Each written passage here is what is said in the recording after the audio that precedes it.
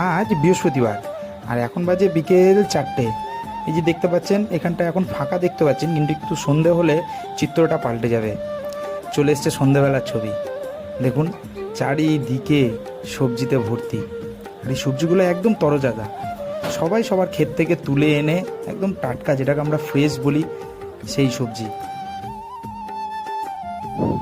এই যে মানুষটাকে দেখছেন আমার মেয়ের একটা ভালোবাসার মানুষ, সব সময় মেয়েকে আদর করে, কত কিছু দেয়, দেখা হলেই কোলে নিয়ে আদর করা, খুবই ভালোবাসা আমার মেয়েকে। আর দেখুন সব দিকে পুরো রাস্তাটা জুড়ে বাজার বসেছে। এখানে দুদিন বাজার বসে, বৃহস্পতিবার আর সোমবার।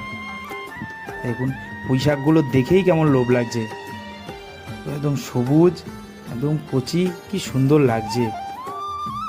মেয়েকে নিয়েই বেরিয়েছিলাম একটুখানি, মাঝখান দিয়ে মেয়ে সাইকেল চালাচ্ছে আর আমি এই যে ভিডিও করছি। এই যে দেখছেন দেশি মুরগির ডিম, সব থেকে মজার বিষয় দেশি মুরগির ডিম এখানে 6 টাকা।